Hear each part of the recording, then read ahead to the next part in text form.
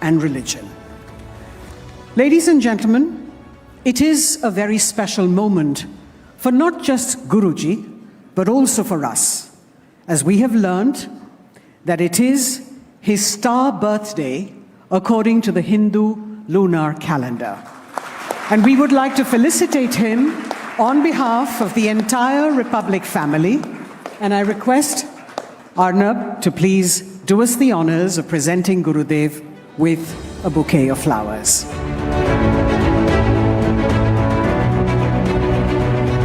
Please accept this, Gurudev, as a humble offering on your birthday. Arnab, it's over to you now.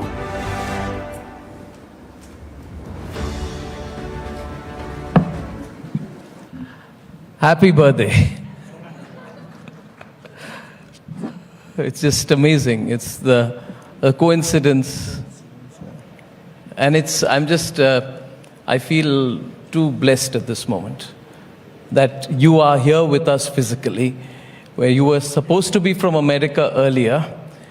And I want to share with everyone, and as of this minute, Gurudev, millions watching across our networks and streaming across, your devotees and so many others, that you have taken the effort to be with us for the Republic Summit.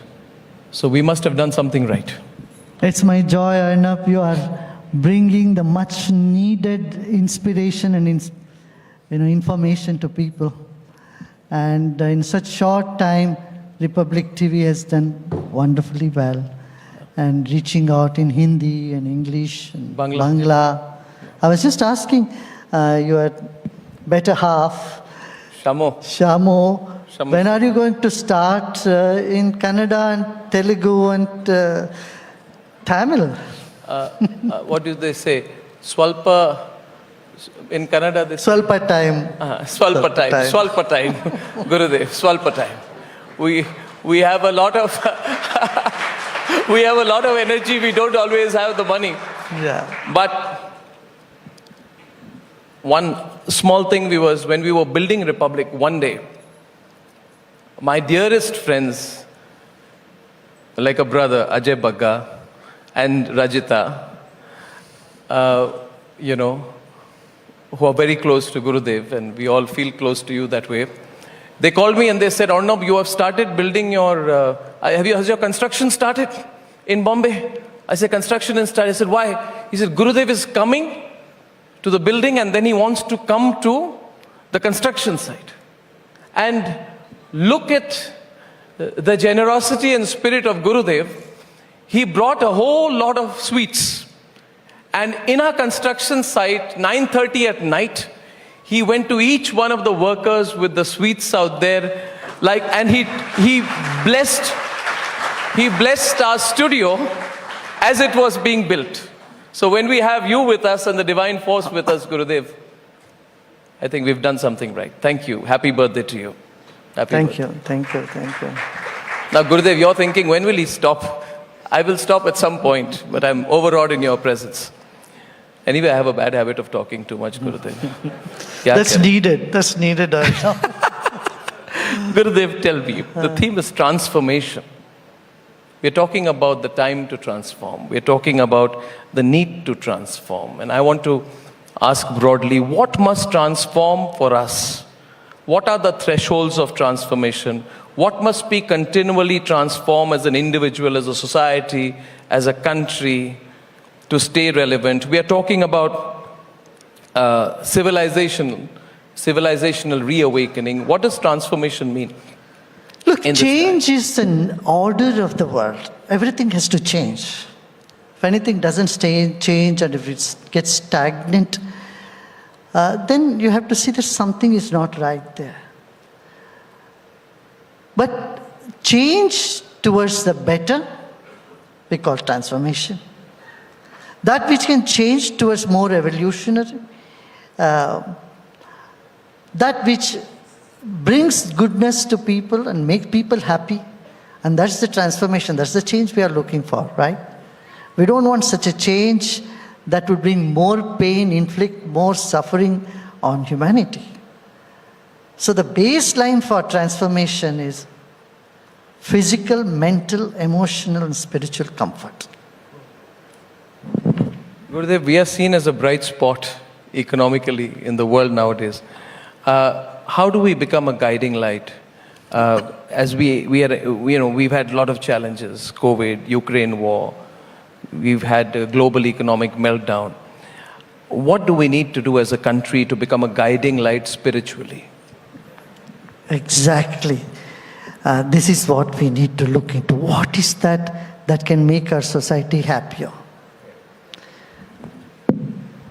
Post-COVID, we see the suicide rates have skyrocketed. Every 40 seconds, one person is committing suicide on the planet today. This is not the civilization we are looking for. Where domestic violences have increased, stress and tensions are going up, and then young people are dying out of heart attacks. And what is the point of we having a lot of wealth without having mental well-being, wellness of, this is where I think the world needs attention, to pay attention today. See, in America alone, just in the last 4 months, fourth month is not yet over, there has been so many, hundreds of mass shootings. Yes. And this is not the type of transformation we want in our society here. We don't want children to be taught you can be he or she. You must have heard about what's happening in America. Yes. So we want progress, but at the same time we want a progress which is sustainable, which is well rooted in our culture. For this, we need the think tank of this country to be proactive. Yes. And not enough to have think tank in their little drawing rooms or in their offices, but it has to infiltrate into every section of our society. On this only we started the Har Ghar Dhyan. When our big institutions like IITs and IIMs have suicides. Last week, another boy committed suicide in Chennai IIT. Yes. So these boys or these young people are so brilliant, but there is something they are yearning for, they lack. And that is where I think we have to place our attention. Yes. Gurudev, we spoke during the Ukraine crisis, and over 6,000 people, including 1,200 students, were rescued during the war in Ukraine by you and the Art of Living. And I think that is something we must all applaud. It's incredible. Just incredible. And I saw a side of you which touched me so much. You were really concerned. And you were really active at that time. You were working the phones. Like a control room, he was working the phones. Have the people reached? Have the buses reached? Where are the students? Have they eaten anything? Have they got, there was, and I remember that moment, there was a FaceTime, I think we tried to connect you and the students and Republic. Could you tell us a little bit about that mammoth operation? And personally, when you were overseeing it, what was playing on your mind? Well, I must thank the volunteers and teachers who are working in Ukraine day and night. And I had a call with them when the war broke out, a Zoom call, and I asked the volunteers or teachers, are you safe? If you want to be in a safer place, why don't you come to our German center or Polish ashram? You will all be housed and we'll take care of you there. You know what they said? No. We have to be here to serve people here, work here. Gurudev said, we are all ready. And they had such sense of humor even in that darkest hour. This is something that is really appalling. I was surprised to see they are working with such dedication And they could see, there is a bomb happening there just outside our buildings. And that zeal and enthusiasm with which they help people, especially the Indians and other nationals. I would like to mention here one lady, she had a sick mother at home, and she in her car had to leave the mother and give her or whatever medication and take the car, drove our people to the next spot, nearest spot for 3 hours up and down. Another woman, she had a baby, a 2-year-old child, and she put the child also in the car with one of the volunteers, and she was driving up and down and ferrying people from one to another. And the way people in the Polish border opened their homes, volunteers there, and they welcomed them, then the food and clothes, whether in Poland or Hungary, in Budapest also we had operations. So all along the border, our volunteers got an opportunity to serve and uplift the spirit of people. They say that when you are hungry, you can't think of philosophy. Equally, I'd like to play devil's advocate with you on this. When you're in conflict, when you're fighting each other, when you're killing each other, when there is bloodshed, how can you think of spirituality? And that is what I have been intrigued spirituality is not just thinking. No, in the context that, sorry, Gurudev. No, spirituality is in your DNA. It's part of you. Compassion is very much a part of your life. Only when there is suffering, compassion will come up. Sense of service, sense of belongingness, all these are what I would call a spirituality. It's not just sitting and thinking about somebody. It is, this spandan, the vibrations that you feel and you emit to others. Your work in conflict zones, conflict-struck zones, Gurudev, has been phenomenal. It's phenomenal. And it includes the ending of as I'm sure everyone knows here, the decades-long conflict between the revolutionary group FARC and the government of Colombia, for which you've been acclaimed globally.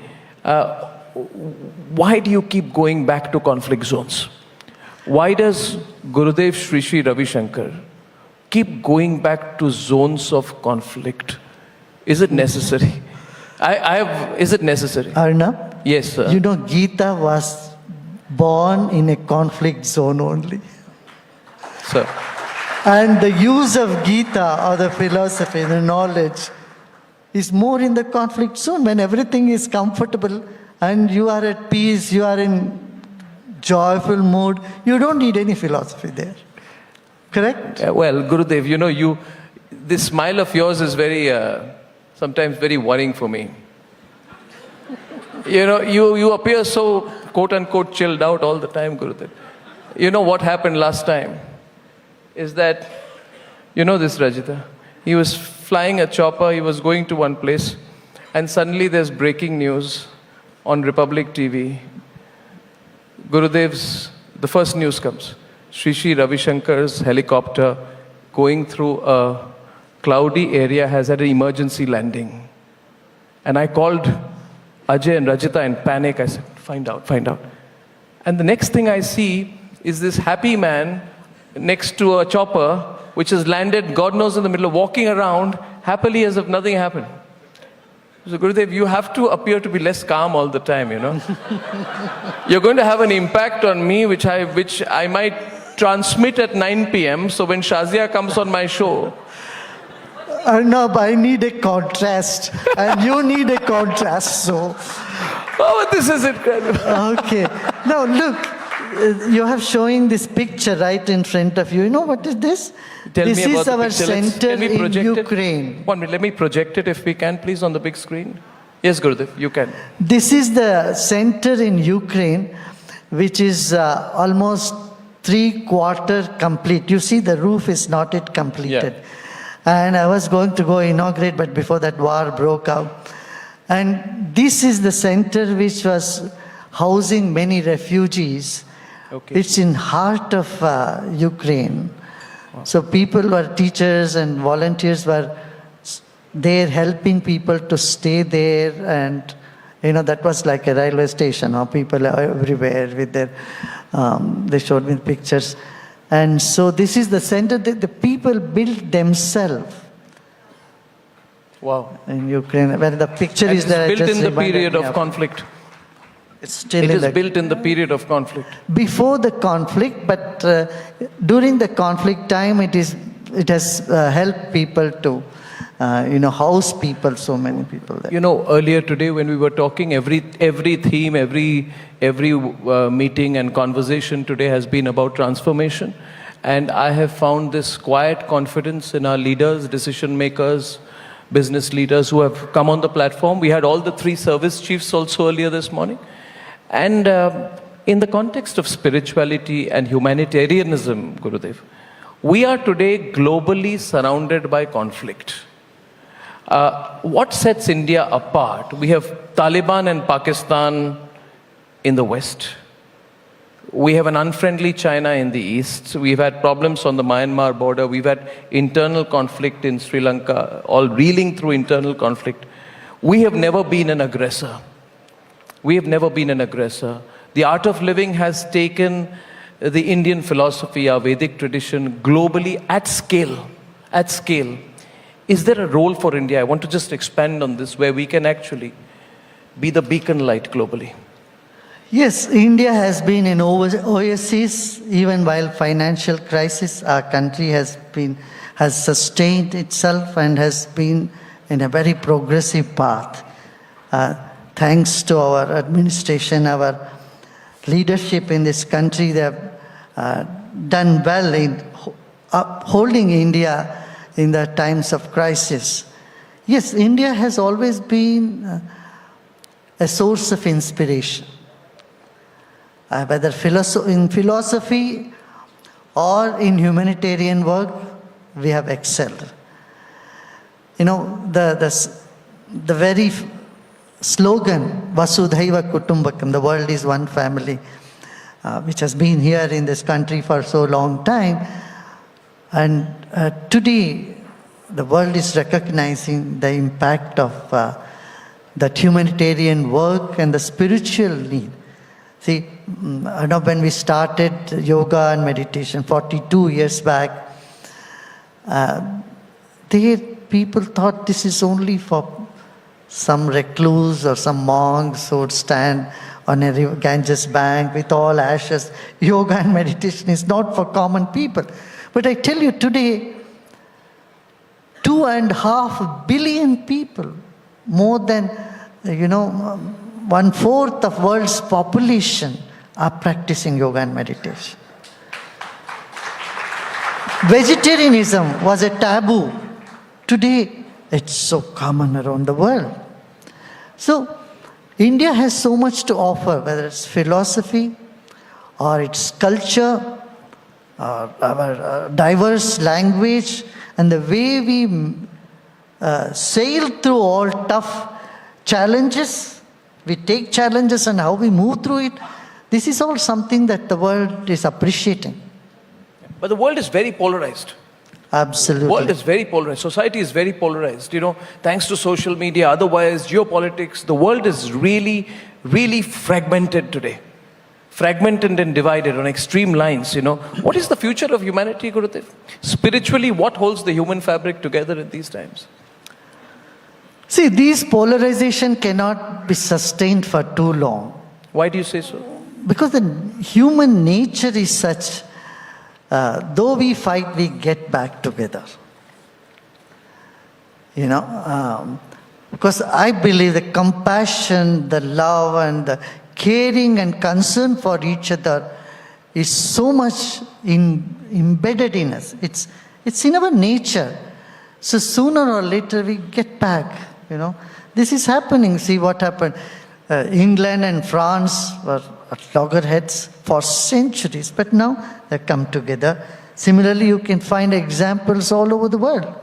Yes, there are moments of strife and tension, But I'm very hopeful that it will move on. Polarization, yes, political polarization in America is at peak today. That is where our philosophy, our knowledge, the humanism that we from in India we honor and we pronounce, that has a big role to play. So India can be that glue that can, or the bridge that can bridge the gap. Absolutely. In the polarization, when it comes to polarization, whether domestic or societal or between the nations, it is the values that can unite people. Yeah, sure. I think people are also going back to their roots and they're talking about where we are, our religion, our culture, our diversity. And part of it also is a growing confidence in our history. We have with us, Uday Mahurkar is sitting there, very, very well-known journalist and writer, and he keeps talking about the need for a civilizational and historic reawakening in our country. And when that happens, unfortunately, Gurudev, and this is a slightly more contentious issue, people say that when you talk about pride, say Hindu pride in being a Hindu, then it's often associated or gets associated stereotypically with certain Western notions of quote-unquote Hindu revivalism. So it is seen to be Hindu revivalism, and it's not about the pride in your religion or your culture, but it is seen to be at the expense of others. Is that a narrow way of looking at it? Yes, there is quite a bit of prejudice, I would say, in that direction. And not only that, there is a stereotype, as you said, narration, not in the public, not in the people, but in the media. In the media? Yes, international media has a lot of prejudice when it comes to the Eastern countries, and you see. Can you expand on it? Yeah, you see there is more negative news about India than positive news. And you see most of them are not the facts. Yeah. If you do a fact checking, it's far away from the facts. But people don't buy into negative news as much as they used to because of social media, I tell you. And what I have found, the negative mindset people are more proactive than the positive ones. Absolutely. Or more vocal. Yeah, see, that's what happened in the conflict in Colombia. I mentioned to the presidency, it's not time to go in for the public opinion, voting on this peace initiative. Only 17% of the population voted against peace, and the rest of the population was for peace, but they didn't go and vote. So just in 2% of vote, they lost that peace accord sanction from the public, voting from the public. But anyway, they had to discard that. Discarded, and anyway, peace agreement was sealed, signed, and they continued with that. And it was a futile exercise asking people the opinion, because same happened with Brexit also. If you see in England, people, the negative mindset are more active. They go to vote. But the positive mindset people just take it a little easily. How do you tackle this is where you have to work on the transformation. The main transformation is make the positive mindset to be more proactive, and ask the negative set to rethink, relax, rethink. You take our culture, our Vedic tradition, the best of Indian civilization, with this calm demeanor through an organization, which by the way, organizations with 100 employees struggle. Attrition is a reality in every sector. You have a presence, by the way, viewers. Art of Living has a presence in 180 countries around the world. Am I right? Correct. You're right. Am I right? And so once I saw a picture of you in Siberia somewhere, then I'm told Gurudev has got on a plane, then you were in Mongolia somewhere, and I wonder what you're doing and how many Gurudevs there are. You're everywhere. But you're a volunteer-driven organization. I will go back to my question, Gurudev, with a little bit of persistence. You see, people get on the back foot very quickly when they are told, you are a right-winger, you are communal, you are following a Hindu revivalist agenda, you are part of, so and so. There are stereotypes that are put, and then there are these classical Western phrases put, backsliding of democracy. And then with the new phrase which now comes, which these so-called intellectuals put out, is electoral autocracy, which means you don't like the government that was chosen. So I keep saying, is Boris Johnson an electoral autocrat? And when you don't like the person even more, then you'll say it's a mobocracy.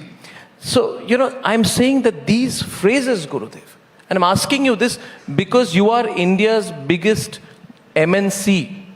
There's nobody bigger than you in scale globally. Spiritually, the way you've spread India's wings, we should be grateful to you for what you've done. But you've done so without conflict. As in, do you also face sometimes pushback, resistance? Do people try to put you also in a... as they say, we walked through the sleeping elephants in the earlier years.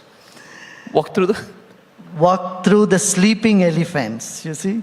The sleeping giants. Somehow we could make our way in all these years. Of course, if you go back to 40 years back when we started our movement abroad, it was not a cakewalk. It was tough.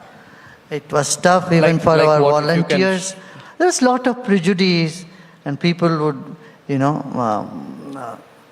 was a lot of sort of blockades. Anything that comes from India, Eastern, meditation, yoga, these things are considered to be not the in thing, not for common people. There are people out there who would practice all that. That sort of opinion was prevalent in society. Even to have a program done in a prison, it was such a Herculean task for us to do that. In a prison? Can you share any experience? See, when we wanted to do this program in prison, because one ex-prison inmate did the program and his life was so transformed, we wanted to take it to prisons in America. So we went to Boston those days. And the Boston prison, my God, they had such tough time to even get an entry into it. Then finally they gave only 9 convicts into in a cellar room with a little bit window and dusty place. And our teacher went there anyway, taught them. And when they saw the result in them, the transformation in those 10 people, then they opened up. Then they started welcoming us. Same happened in Denmark. In Denmark, there was so much resistance initially, and then we started working with the gangsters. Where is your bulletproof jacket out here?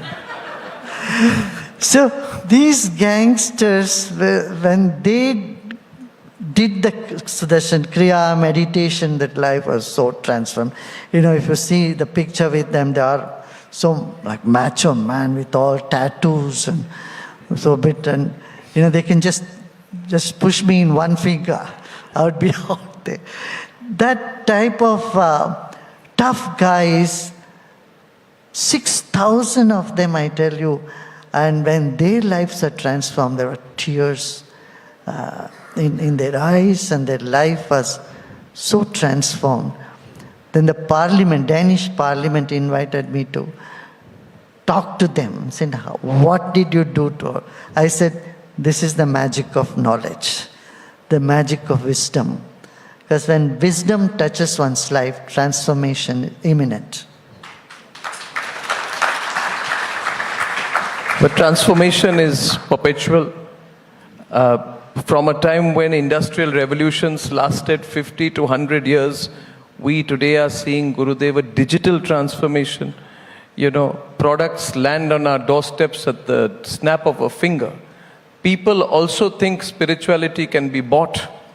This increasingly materialistic growth, in this age, we also need to think about what keeps us rooted, what keeps us authentic, what must we hold on to. What is your advice, Gurudev, as we go through this phase? Yeah, in the name of spirituality, there are a lot of things happening out there. I don't want to even go into it. But one thing I tell you, is clarity in mind, purity in heart, sincerity in action. That shows the authenticity of any spiritual practice. Clarity in mind? Clarity in mind, purity in heart, and sincerity in action. I'd say this is the baseline for any spirituality, authentic spirituality. That's so clear. Amazing. I thought you'll give me a long and complex reply, but I'm thinking about what you've said. Yeah. But I want you to expand on it. Arnab, Yes, sir. I don't see a single individual who is not spiritual. Some may say I'm not spiritual, but I see they are. Why? We are made up of both matter and spirit. Our body is amino acid, carbohydrate, protein. You need food, you need entertainment, all this. You need clothes, you need comfort for the body. But just that alone is not enough. You need solace, you need energy, you need creativity, you need enthusiasm, you need creative ideas to come out of it. All these aspects of the spirit, I would say, is what spirituality is. Spirituality is that enhances your enthusiasm, that makes you more creative, that makes you more happy, that makes you more committed. And integrity, this is all quality of the spirit. So, tell me one person on the planet who does not honor any of these values or doesn't want any of this. Everybody wants it. So, now how to enhance these aspects in one's life? What is the enemy for not having this, or enemy of these values is, number one, stress. Second, lack of opportunity or understanding. So many do not even get the opportunity to, reflect about themselves. They don't have that education wherein they can, think, who am I? What do I want? What do I want in my life? What do I get if I take this particular action? This sort of introspection is not put in the system, or it's not, his education is not there to that effect. So, when education includes some of these aspects of humanism, value life more than its accessories, then we will have a better society, a society free from violence. Wow. See what's happening in America. So many mass shootings. Yes. 900 mass shootings in a year. It is worse than a barbaric age. Yep. This is not the civilization we look forward. Yep. Correct? So, that tendency or that attitude of inclusiveness, of understanding, of patience, perseverance, integrity, these values, this is the values we have all been brought up with. But we have to see whether these values are translated to the next generation. That is where the transformation, the key for the transformation lies. Wow. Value life instead of its accessories. So brilliantly put. What is the most needless stress? You talked about stress. You must meet a lot of stressed people. I'm not stressed. I'm okay. Don't look at me like that. I'm totally chilled out, Gurudev. I'm feeling very conscious right now. What are you referring to? That stressed fellow who comes at 9 o'clock every night and takes out this stress on other people? But you know how to get out of the stress also. See, that's what there is nothing wrong to be stressed. You can get stressed, but you shouldn't stay there. You should know how to get out of it. Right? Too much to do, too little time, no energy. That's the formula for stress. But what is the most needless stress? Most de-stressing is relaxing. Needless. What is the most needless stress, not required at all, which people waste time on? Needless. That depends on individual. They have to, you cannot decide for everybody what is they need and what they don't need. It's a very individual thing. But one thing I would say is one should know how to manage one's stress. If you are stressed, you should know how to get out of it. It's as simple as that. If you get muddy, you should know how to wash that off. Wow. Right. Gurudev is doing something magnificent this year. And why his being here is so special to all of us, because Gurudev is organizing the World Culture Festival, I think the 4th edition of the World Culture Festival, which will be held in Washington, D.C., on the National Mall. And it has been incredible for me to see the videos of leading American policymakers, decision makers, thinkers, intellectuals, politicians speak excitedly about welcoming Gurudev Sri Sri Ravishankar's World Culture Festival to Washington. Wow. That is an incredible thing, and I think the world will be watching what you do there. Yes, the What are you hoping to achieve? The credit goes to the team of volunteers who are so enthusiastic, who want to bridge the gap, want to, heal the society with more culture and music, dance and all that. See, music and meditation, they are M&M. They have a lot to heal our society, our psyche. And I think that is needed. And people from all over the world will come and showcase their beautiful art form. It will be like a cultural Olympics of the world. See, you have for sports, you have Olympics. We have for economy, there is, in the field of economics, you have economic forums in the world. Of course, there are G20 and other platforms for politicians. There is a platform for all the judges and lawyers in the world. Doctors do meet. But I thought there is nothing common for all the cultures in the world and the artists. So here we are bringing artists from around the world in one place and showcase their art. And with this principle, the world is one family. Vasudhaiva Kutumbakam. Wow. Well, I think that's an extension of India's soft power in a way. What kind of superpower must India aspire to be? When we look at history, when we look at all major countries, economies, European countries had a colonial past. They say that Christopher Columbus was a great adventurer, but he was also a great believer in slavery. USA had wars for oil. China has and continues to follow an expansionist policy. You spoke about the message of Vasudhaiva Kutumbakam. So when you envision India as a superpower, what kind of superpower must India aspire to be? See, India is a knowledge-based society. It has been before also. And India is the Vishwa Guru, I tell you. It has to take the lead of leading the society, leading the people of the world towards happiness. We have to be the provider of happiness for the globe.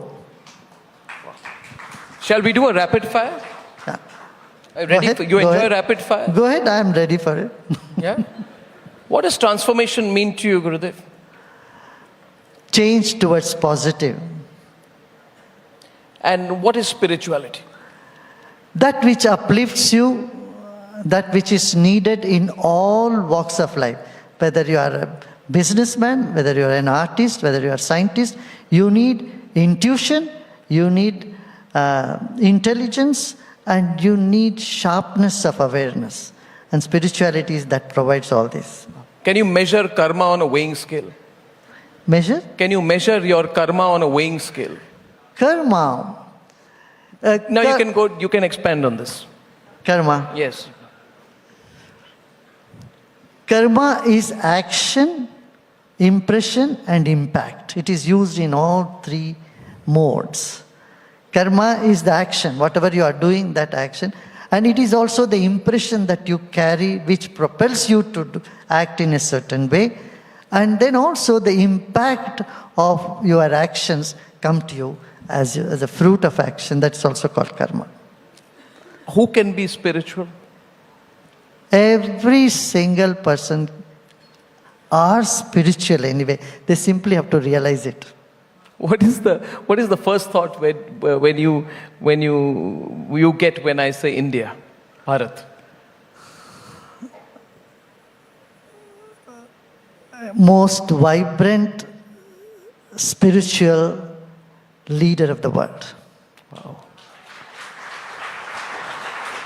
What is real peace? What is real peace at a personal and a societal level? Peace, real peace, there is nothing called false peace. Peace can only be real. If you really say peace, it's only peace. And peace is very basic thing.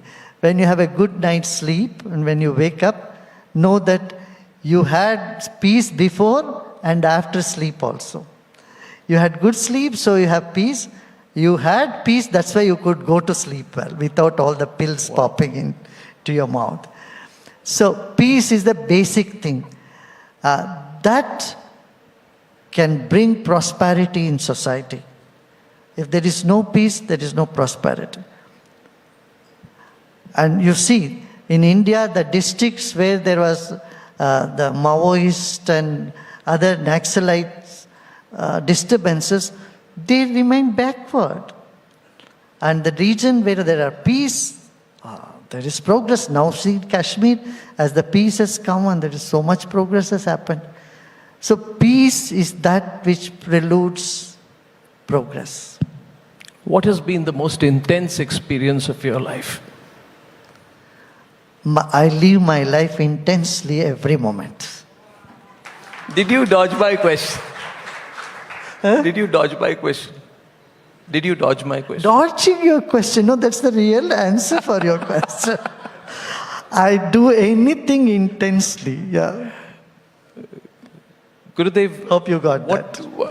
What is the future you see? Because I do believe that you have, in my various conversations with you and my learnings from you, you have divine wisdom. What is the future that you foresee for the country in 2047 or any, what do you foresee for India? We are the youngest country and we are the most vibrant society, and I see a very bright future of our country.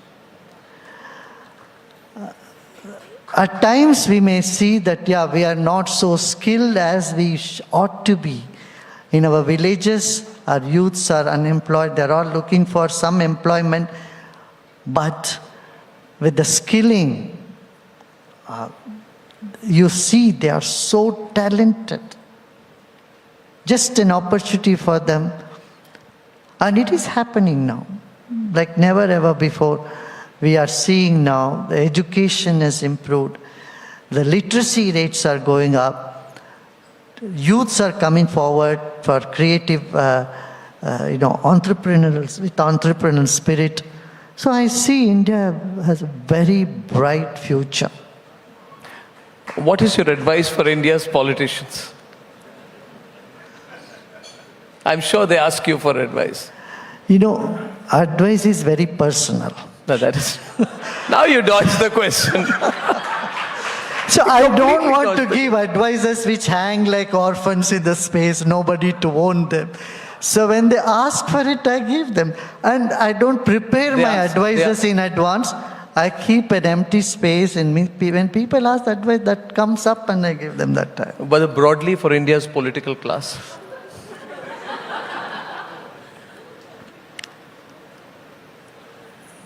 Look at the people and look at their needs and put yourself as service to uplift this country. Wow. Well, Gurudev, I would say this, that we are so blessed to be in your presence. And we are so blessed to be in your time. And I wish you and the Art of Living all the best for the World Culture Festival, which is in Washington, D.C. And I believe, and I think I speak for everyone in the audience when I say that you are the true ambassador of India's soft power today. Thank you so much for being the transformation for this country. Thank you, Gurudev. Thank you. Thank you so much.